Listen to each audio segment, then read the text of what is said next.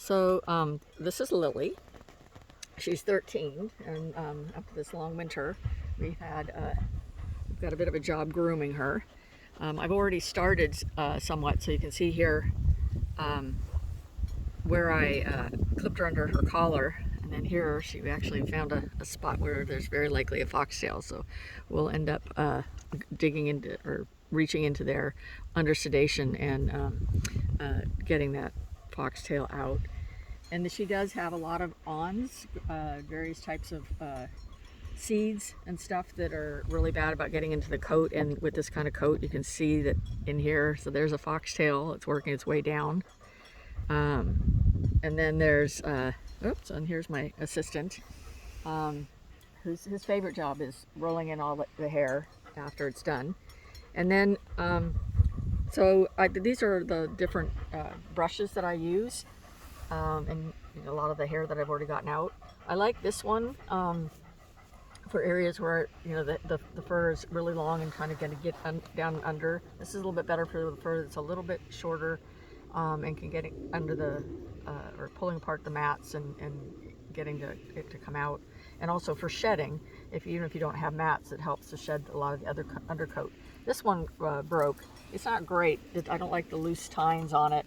But I prefer this one. It's a little stronger, but sometimes it's nice to have more than one thing to grab, or if somebody wants to help me.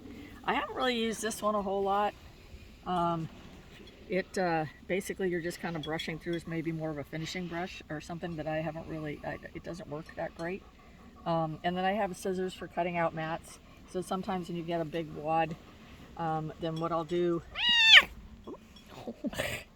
for example, up here where I have this big mat here, I will, this thing is thick, so I will try to cut as long as possible the hairs. I don't really want to cut it all down to the skin, and I just do it in little bites. I don't try to cut the whole thing at once, because you risk the skin, especially places where the mat is really close to the skin. This part is actually not too close, so it allows me to get the scissors sometimes underneath groups of hair. But you don't want to end up getting to where you're actually cutting right up against the skin and risk getting the skin. So I try to keep the hair as long as possible when I have a mat. And then till I can get the actual whole mat off. And then sometimes too, what you can do is cut off a piece of the mat or split the mat so that you can then, so like for example here, let's see if I can get, okay, so I can cut that, and that makes it a smaller bite. And then sometimes you can, if you do that a few times, you can actually just comb the mat out. Because I like to try to keep the hair as long as possible. I don't really like to leave them, except for in a few places like I've done here. I've cut up around under her ears where the mats tend to accumulate.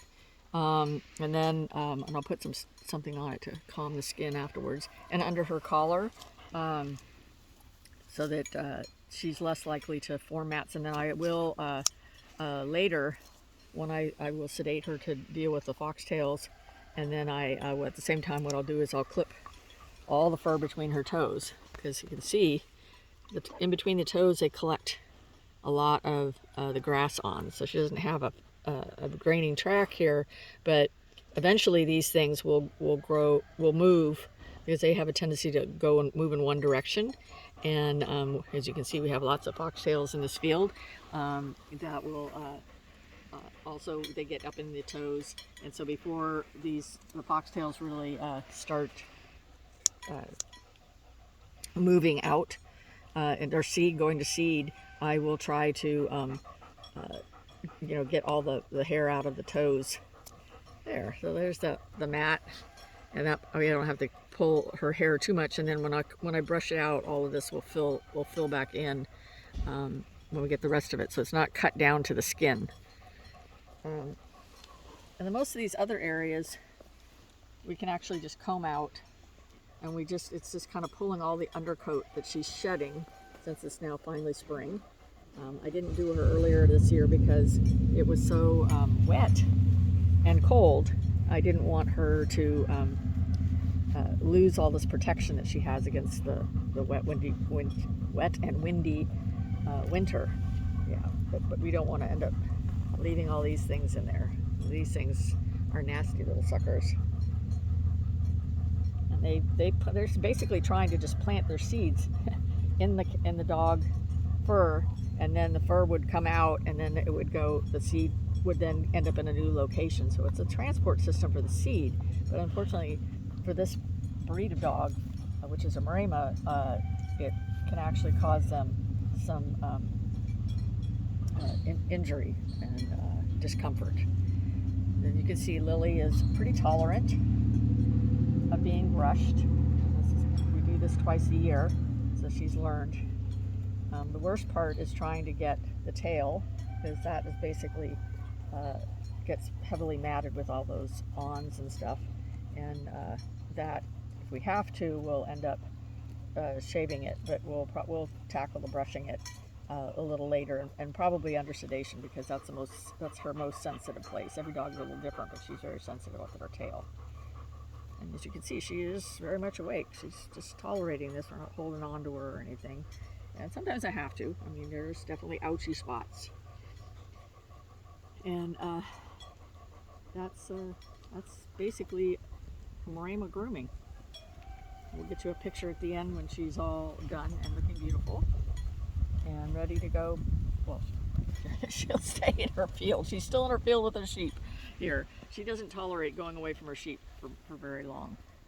She is a sheep, and they need her. They love her, and they're not comfortable when she's not around either. So thank you.